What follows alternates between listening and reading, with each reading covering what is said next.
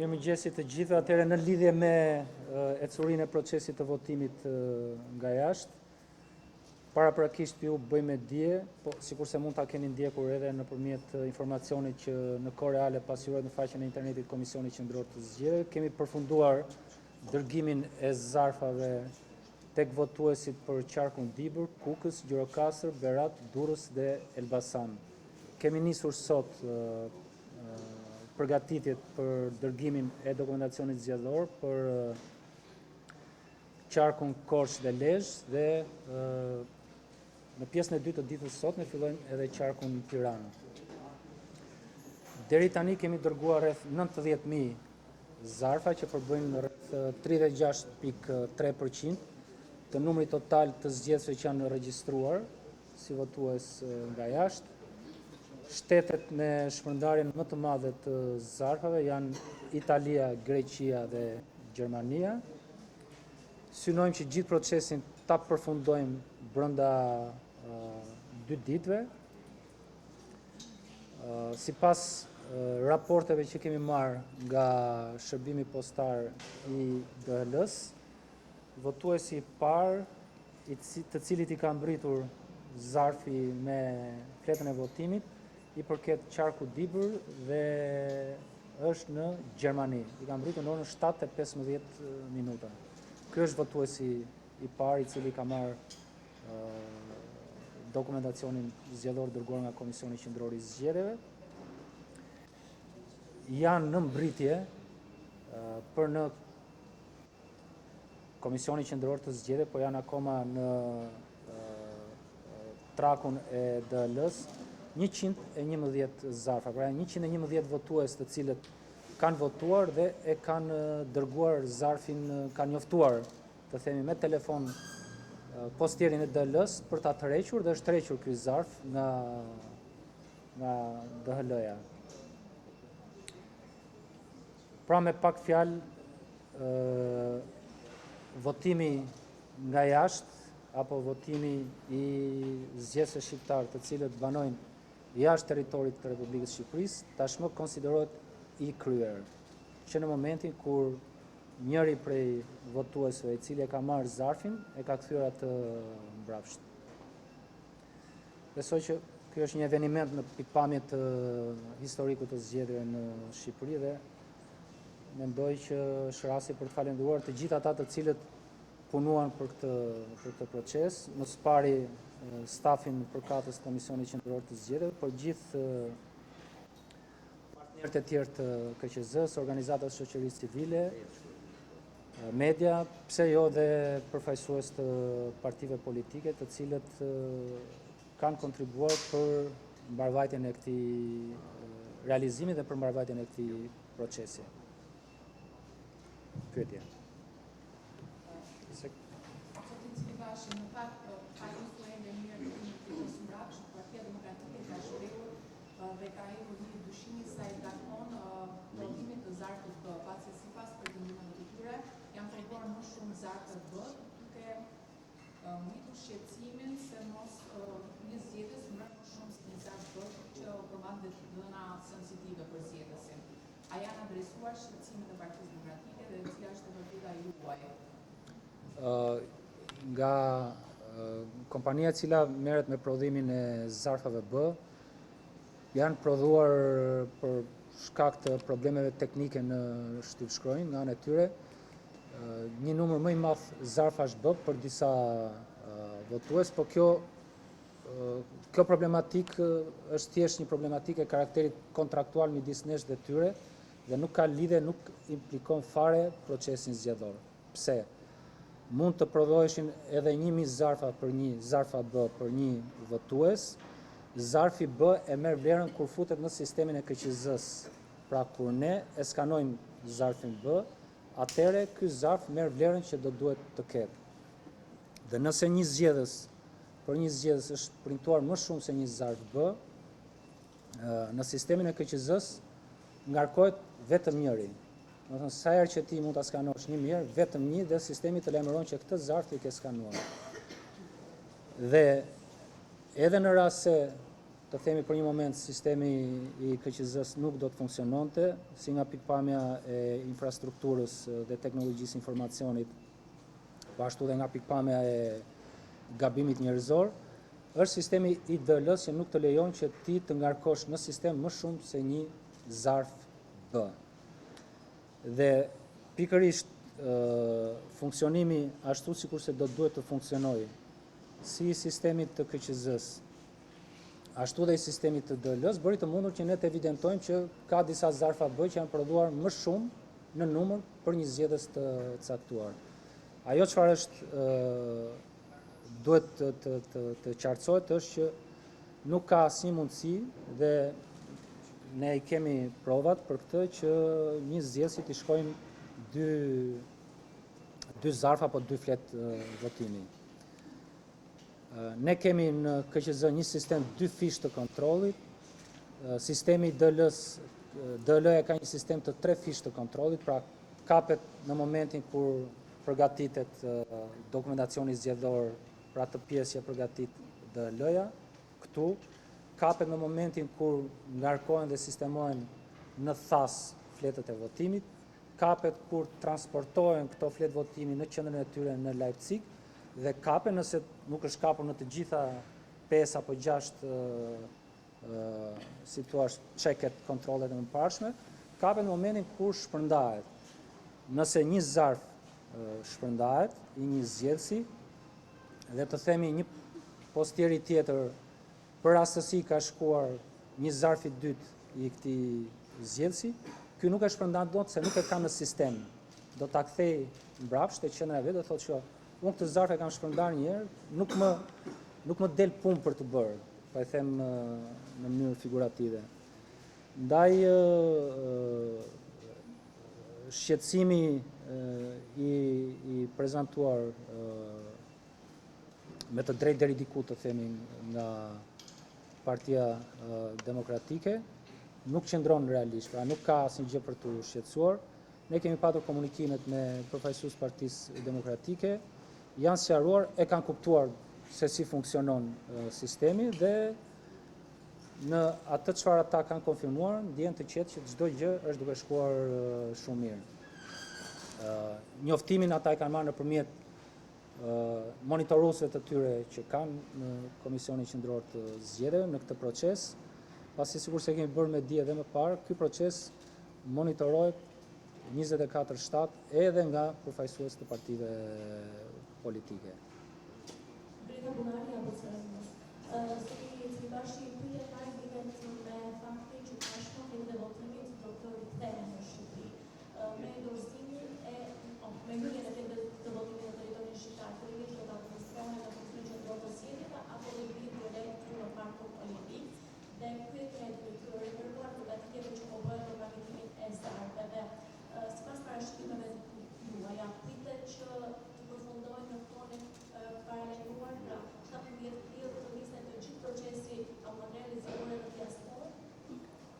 Fletët e votimit nga sistemi i DL-s i përpunimit do të vinë direkt në Pallatin e Sportit këtu në Parkun Olimpik të Tiranës, do të administrohen këtu, pra nuk do të shkojnë në Komisionin Qendror të Zgjedhjeve, do të vinë këtu do të bëhet i gjithë procesi administrativ i menaxhimit, i dokumentimit të zarfeve që do të vinë.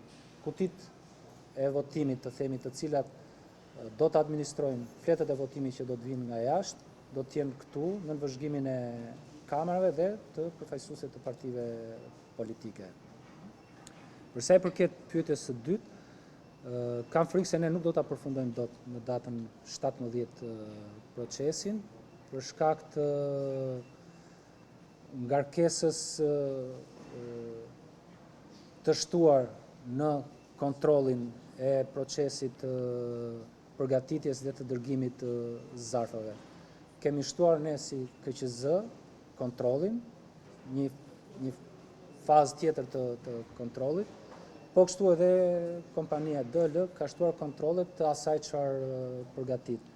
Dhe shtimi i numrit kontrolleve na ka çuar në një shtyrje të afatit të shpërndarjes zarfave për votuesit e jashtvendit, por gjithsesi kjo në mënyrë kategorike dhe me bindje e them, nuk e rrezikon procesin si të dërgimit të fletëve të votimit, ashtu dhe të kohës që do duhet kenë zgjedhësin dispozicion për të votuar dhe të kthimit mbrapsht të fletëve të votimit.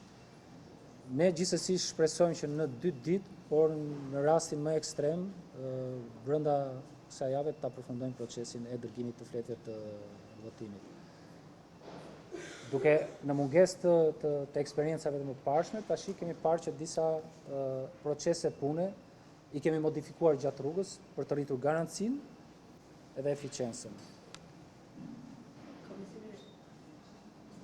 Nga ekonomi dhe por televizion, në komunikimet e mëparshme që kemi pasur së bashku, ju keni thënë se posta do të marrë vetëm adresën e zgjedhësit dhe jo të dhënat personale të tjerë që mund jetë numri i telefonit apo adresa e-mail. Ndërkohë që kemi parë koordinatorët për diasporën të Partisë Socialiste Tauran Palla, që u thotë zgjedhësve se posta do t'i dërgojë një mesazh ose një email për të treguar datën se ku do të shkojë posteri. Ka ndryshuar në fakt metodologjia e komunikimit të postës në zgjedhësit e diasporës? Po, ka ndryshuar, nëse mund ta përkufizojmë kështu. Zgjedhësit nga jashtë do të njoftohen nga shërbimi DL-s, jo vetëm nëpërmjet dhënies së një shënimi, sepse jo në të gjitha shtetet, kuptuam që jo në të gjitha shtetet funksionon kështu. Shtetet në ndryshme, edhe pse janë në një kompani, aplikojnë standarde të ndryshme të themit të njoftimit të zgjedhësve për dërgesat postare që atyre ju mbrin. Dhe për këtë arsye, në mënyrë të unifikuar, zgjedhësve të cilët janë regjistruar do t'ju komunikohet me mesazh telefonik ose në adresat e tyre të emailit se kur ju mbrin fleta e votimit, dhe nëse nuk do të kenë mundësi që ta presin fletën e votimit në banesë, mesazhi do të përmbajë dhe vendin dhe orën e zyrës së DL-s ku ata mund të shkojnë ta tërheqin. Mendojmë që dhe kemi vlerësuar që kjo ndihmon më shumë procesin dhe rrit shanset për shpërndarjen 100% të fletëve të votimit tek votuesit nga jashtë. Nëse dikush mendon dhe vlerëson që sa të sigurta janë të dhënat tona dhe dhëna e zgjedhësit, në këtë rast është vetëm numri i telefonit dhe emailit, ato janë të dhëna të cilat ata i kanë dhënë pikërisht për procesin e votimit nga jashtë dhe për më tepër i administron për momentin jo vetëm një institucion publik në gjykimin dhe vlerësimin tim me reputacion si Komisioni Qendror i Zgjedhjeve, por edhe kompania DL, që një kompani ndërkombëtare që le ta themi ka një standard ndoshta edhe më të lartë se institucionet publike shqiptare në administrimin të dhënave personale. Pasi nëse prej tyre në një mënyrë qoftë aksidentale mund të rrjedhin këto të dhënat, kostot që ata paguajnë janë, e imagjinoni, shumë merë më të larta se çdo të pagonte edhe një institucion publik shqiptar, kështu që për t'ju përgjigjur dhe një pyetje hipotetike të mundshme, siguria për integritetin e këtyre të dhënave është 100%.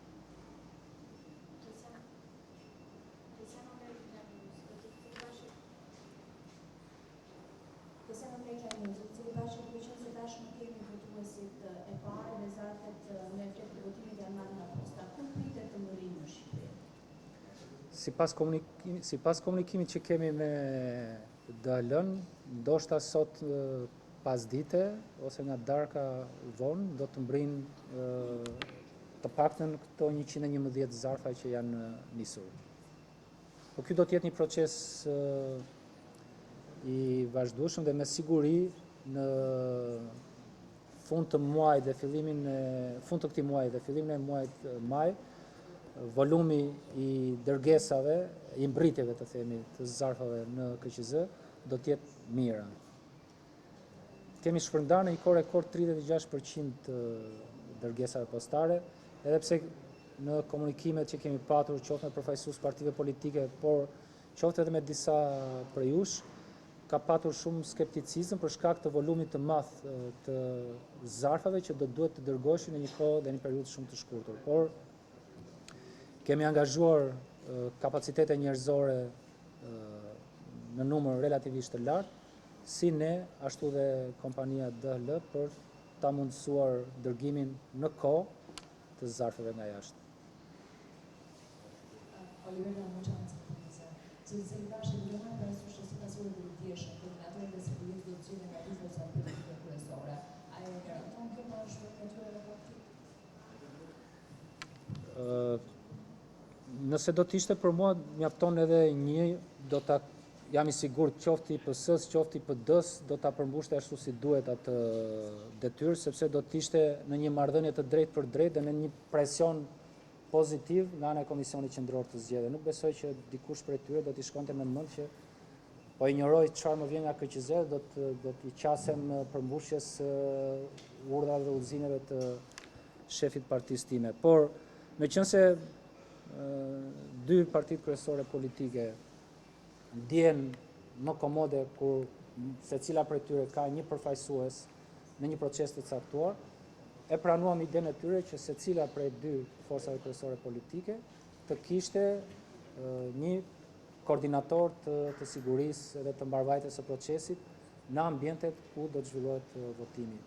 Është një risi kjo strukturë dhe kemi synuar që të kemi një komunikim të drejtë për drejtë me këta individ për çfarë ndodh në ambientet e votimit dhe këta marrin detyra drejt për drejtë nga Komisioni Qendror i Zgjedhjeve. Pra, nëse aty ka punonjës të persona të pa autorizuar, këta kanë gjithë autoritetin për t'i nxjerrë jashtë edhe për të njoftuar Komisionin Qendror të Zgjedhjeve për këtë situatë. Zëri bashkë janë çuar në televizionin Vizion Plus. Duke qenë se zarfet e para tani më po shkojnë drejt emigrantëve pra në shtëpitë e tyre dhe vota është gati më pranë tyre për ta përcjellë për ta dërguar në shtëpi. Një pyetje për të rikujtuar ndoshta pas edhe një herë në vëmendje mekanizmin e mbrojtjes. Çka do të thotë që përveç aspektit moral edhe sensibilizues, a ka një mekanizëm konkret për mbrojtjen e votës, që të thotë nuk do të kemi një tjetërsim vote, duke qenë se ajo është larg monitorimit, po them kështu, ose fotografimi i votës në krau tjetër, që në përfundim kur të gjitha votat të mborinë në shtëpi të mos janë të tjetërsuara ose të diktuara më herët nëpërmjet fotografive. Dua të jemi drejt për drejt në përgjigje edhe pse mund të shkaktoj hilaritet përgjigja. Është përgjegjësi e vetë votuesve se si ata administrojnë votën. Nga momenti që vota gjendet në sistemin e DL-s apo dhe në sistemin e KQZ-s, për këtë garantoj 100% në lidhje me integritetin dhe ruajtjen e fshehësisë. Nëse votuesit nga jashtë do duan ta shesin, ta blejnë, ta tregojnë, është çështje e tyre. Do të thotë që kanë llogaritur edhe pasojat penale për një rast të tillë. Pra nëse dikush mendon që kjo mund ta bëj se nuk do kapem, mund të qelloj që të mund mos kapet, se jo çdo gjë, çdo paligjshmëri që ndodh në këtë botë evidentohet edhe merr sanksionin përkatës. Por nëse do të rezultojë dhe do të ekzistojë mundësia që një fenomen i tillë do të evidentohet, të themi, do të ketë sanksione të rënda penale që shkojnë me 3, 4 apo 5 vite burgim. Ka rëndësi ta kuptojnë të gjithë votuesit nga jashtë, do duhet të shqetësohen më shumë, nëse ma lejojnë këtë ta them, për atë se si ata vetë do të sillen me votën, se sa si do sillet KQZ apo DHL-ja me votën e tyre. Pra, vëmendja është më shumë tek ata vetë dhe duhet të jetë tek ata vetë, se sa tek sistemi. Marsi Koreshi nga Syri Televizion për të vijuar pyetjen e koleges në lidhje me ndryshimin e mënyrës së gjurmimit të votës së diasporës, që tashmë ato do të kontaktohen me numrat e telefonit. Çfarë e bëri që zënë të ndryshojnë mendje? Kishte një propozim nga parti politike, sugjerim nga kompania postare, apo çfarë ndodhi pasi në të gjitha konferencat ju e keni bërë të qartë që në asnjë mënyrë nuk do të mundet që numrat e telefonit apo të dhënat personale të emigrantëve të përdoren qoftë edhe nga kompania postare. Si në konsultim me partitë politike, dhe për këto mund t'i pyesim, mund t'ja konfirmojnë ato vetë, të gjitha pa përjashtim, por edhe në konsultim me operatorin e shërbimit postar DL, kuptuam që do t'ishte me dobi dhe është rezulton t'jetë me dobi që komunikimi të bëhet nëpërmjet numrave të telefonit edhe adresave të emailit, të cilat votuesit nga jashtë i kanë depozituar, të themi, në Komisionin Qendror të Zgjedhjeve për qëllim të votimit nga jashtë. Dhe nëse, sikur se thash, për dikë akoma mund të ekzistojë shqetësimi se si mund të përdoren këto të dhëna, fakti që sot nëpërmjet numrit të telefonit, se vetëm për këto dy të dhëna flasim, numrin e telefonit dhe adresën e emailit dhe për asnjë të dhënë tjetër, ne nuk e kemi ndarë me DL-n, duke parë që e përmirësojmë procesin e shpërndarjes dhe për asnjë arsye, të themi objektive, ne nuk shikojmë risk, nuk shikojmë problem ligjor në radhë të parë, por nuk shikojmë risk të shtuar nga sa më parë mund të ketë patur risk për rrjedhjen e këtyre të dhënave, pra të numrit të telefonit edhe të adresave të emailit. Ne kemi të dokumentuar dhe nga pikpamja teknike të regjistruar se si ky proces ka ndodhur, se ka edhe element teknik që implikojnë procesin e kalimit të dhënave nga një subjekt tek subjekti tjetër. Kështu që kushdo që ka interes përpara se të dali me konkluzione, është i lutur të vi të bëjë gjithë verifikimet e mundshme nëse ka këtë shqetësim. Por sikurse e kam bërë me dje dhe më herët kur filloi procesi i regjistrimit të votuesve nga jashtë, KQZ ka një vëmendje të shtuar, sepse dim se çfarë historirash dhe eksperjencash jo të mira ka ndodhur në lidhje me të dhënat e qytetarëve shqiptar, dhe për këtë arsye e kemi të shtuar vigjilencën dhe protokollet e kontrollit për këtë çështje.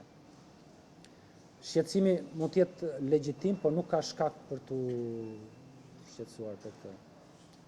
Dhe bëhet fjalë për një kompani e cila është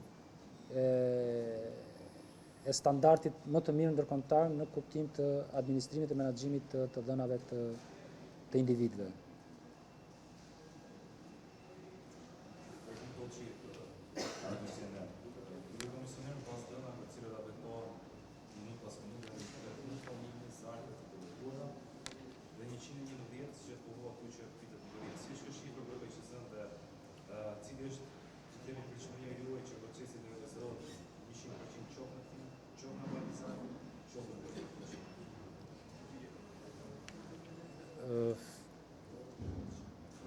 Sinqerisht nuk di ta them, por numrat në lidhje me mbërritjen janë i kurajues. Pra kemi 8% të votuesve që janë regjistruar deri më sot, të cilët e kanë marrë zarfin.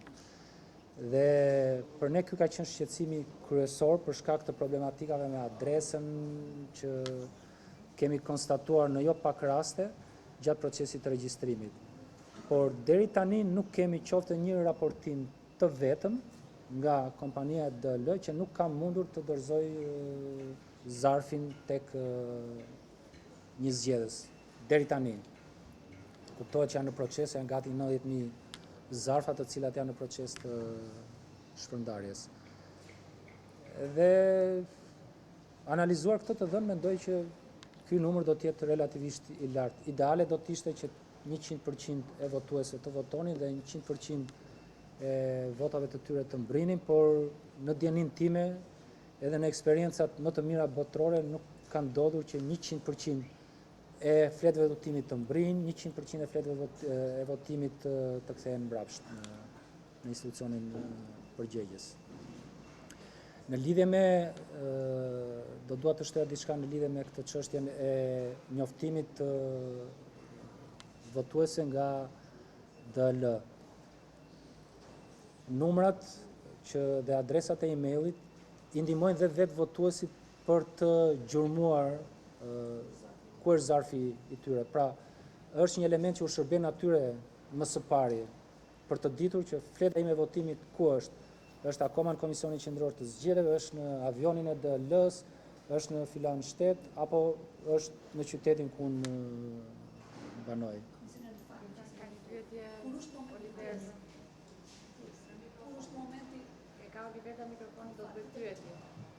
Kur është momenti i parë që i shkon asaj kreditor? Kur do vëdëja çështja një parë të zgjedhësit? Kur e merr nga ju këtu kur mbyllet zarfi këtu apo kur është momenti që fillon gjurmimi për të nga zgjedhjes? Që në momentin që DL e fut në sistemin e vet të procesimit, i dërgon një njoftim zgjedhësit që ju do të merrni një, ndoshta në Leipzig kur mbrin atje në qendrën, nuk di ta them këtë, nëse fizikisht ndodh këtu nga Tirana apo ndodh në Leipzig, por që në momentin kur kjo si e dhënë futet në databazën e DL-s, gjenerohet automatikisht mesazhi që juve do t'ju mbri një njoftim do t'ju mbri një dërgesë nga Komisioni Qendror i Zgjedhjeve. Kryeministri Edi Rama ka publikuar ditën e sotme një fotografi të një emigranti me figurë që ka marrë zarfin e DL-s. A është korrekte nga ana e kryeministrit se ka publikuar sigurisht që ka qenë zyrtari i institucionit dhe në fotografi?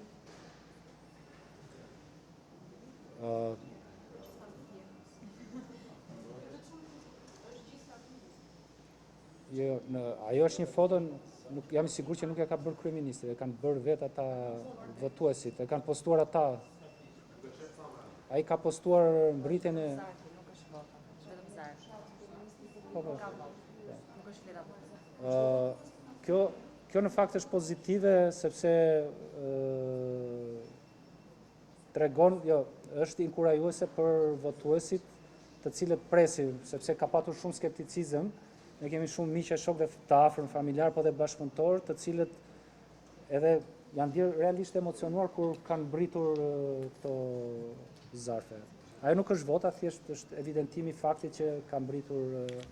Problemi është që ajo është në fotografi, në momentin që nuk publikon dikë që ka marrë zarfin, normalisht që mënyra për ta komunikuar me të është shumë e dukshme, sepse që është tashmë fotoja, do të thotë që ka pasur një formë komunikimi që në rastin e zyrtare.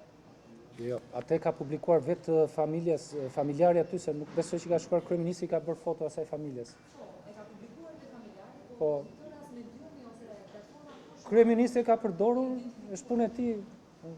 Nuk është se ka, do të thënë, e ka konsideruar që ka benefit për të nga pikpamja elektorale, a e ka konsideruar që ky proces u realizua, kur të vi radha, e pyesin kryeministrin, do t'u japi përgjigje për atë. Po, nëse flasim nëse ka ndonjë palishmëri, nuk ka asnjë lloj palishmërie.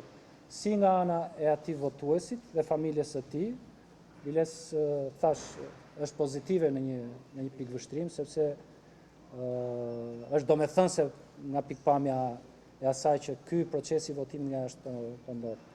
Po kështu edhe për rastin e kryeministit që e ka shpërndarë në rrjetet e tij sociale. Mund ta bënte edhe ndoshta edhe KQZ mund ta ripostoj në rrjetet e institucionit. Zotë Cilibashi, në Shqipëri diaspora nuk ka mandate të rezervuara në parlament, ndërkohë duke parë edhe trendin e regjistrimit të tyre apo edhe mënyrën e shpërndarjes së fletëve të votimit deri tani, ju si jurist që jeni fare mirë procesin zgjedhor, a mund të flisni edhe mund ta thoni se cila do të jetë peshka politike e diasporës në këtë zgjedhje, qoftë edhe për kthyer në mandate, duke parë edhe shpërndarjen e tyre në shtete të ndryshme apo sipas çarkshave të ndryshme. Po. Paraprakisht konfirmoj që dërgimi i mesazhit ndodh që në momentin që futet në thesin e DL-s dërgesa postare dhe mesazhi i shkon që në këtë moment votuesit. Se si do ishte sistemi, a është kjo më i mirë apo do duhet ishte një sistem tjetër për ta bërë më pesh votën e diasporës, do duhet ta themi pasi përfundoj ky proces dhe mendoj që nuk do ishte me shumë dobi. Por numri i lartë, relativisht i lartë i votuesve nga jashtë dhe i votave të mundshme që ata mund të kthejnë mbrapsht, të bën të arsyetor që pesha e votës së tyre do të jetë signifikative. Ose nëse mund ta them më qartë, ja ka vlerë dhe do t'ja vlej për këto zgjedhje mundimi dhe mundi të gjithëve, përfshi dhe vetë votuesit që do të votojnë për këto zgjedhje, sepse janë rreth 250.000 votues gati dhe janë gati 21 mandate apo 20 mandate të cilat bëjnë diferencë për çdo prej forcave politike. Se si ata do të votojnë, natyrisht asnjë prej nesh nuk e di. Pyetje të tjera? Zotë Cilibashi, një pyetje të fundit. Në momentin e mbërritjes së zarfit të votimit, ato do të krijojnë, do të qëndrojnë këtu siç e thatë ju. Por deri në 11 maj, si do të jetë procedura në fakt për mbërrjen e këtyre zarfeve dhe administrimin e këtyre fakturave? Do të jenë të monitoruara të gjitha kutitë e votimit, që në momentin kur futet zarfi i parë në kutinë e votimit të qarkut, sepse do të jenë të ndara sipas qarqeve kutitë e votimit. Procesi është i monitoruar me kamera 24/7, regjistrimet ruhen deri në përfundim të procesit zgjedhor, deri në shpalljen e rezultatit përfunditar të zgjedhjeve. Partitë politike janë në lirinë e tyre që të sjellin njerëz. Ka disa parti politike të cilat kanë sjell bikqyrës, monitorues dhe vëzhgues të tyre, të cilët janë prezent edhe gjatë procesit përgatitjes zarfeve. Edhe gjatë procesit që në momentin kur mbrin fletët e votimit dhe gjatë procesit administrimit, mund të lënë njerëz 24/7 njerëz të tyre këtu për ta parë dhe për ta mbikëqyrur. Komisioneri Pate përuar, me sa duket sistemi ju online i sistemi që gjetë përmandi shpërndarjen e zarfeve, nuk është i aplikuar koreane, përse ju tha që në 111 tashmë kanë votuar, ndërkohë që në sistem janë 35% që e kanë marrë zarfin, pra kanë mos përkushtuar. A ke një dhënë reale se sa janë njerëzit që e kanë marrë zarfin deri në brenda ndoshta kësaj? Në momentin kur votuesit i mbrin zarfi, ai nuk e ka detyrim këtë, por ka opsionin e raportimit nëpërmjet aplikacionit të KQZ që zarfi mbriti. Duke qenë se jo të gjithë do ta bëjnë dhe nuk janë të obliguar, ne nuk kemi informacion si KQZ në momentin më të parë se sa është numri atyre të cilët e kanë marrë zarfin. Kështu që informacionin më të saktë ne marrim nga kompania, nga DL, sepse DL ja dorëzon personalisht votuesi në dorë zarfin dhe në momentin që votuesi nënshkruan, në sistemin e tyre automatikisht ngarkohet e dhëna që ky votues e mori zarfin. Dhe ne do t'i marrim këto të dhëna nga kompania DL, sepse nuk kemi shumë të sigurt që zgjedhësit vetë do të raportojnë për marrjen e zarfit. Ajo çfarë dim ne,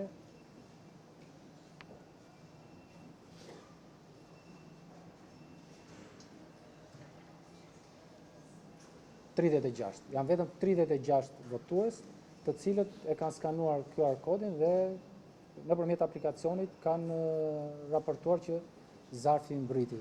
Po thash, ky numër më së paku është 111. Po duke qenë se edhe nuk mund të ishte detyruese për votuesin që ta skanonte. E ka çdo minutë. Çdo minutë në një lloj mënyre, po ne nuk e kemi bërë akoma publik sepse ne duke testuar sistemin tonë. Në vijim do të vendosim që të nxjerrim të dhënat që marrim nga DHL-ja, duke qenë se është e dhëna më e saktë në kohë reale. Pyetje tjetër? Faleminderit.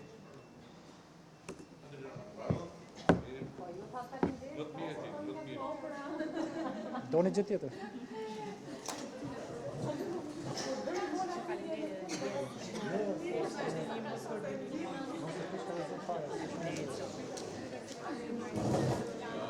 Si mos kujto se kanë shumë punta, pa punë.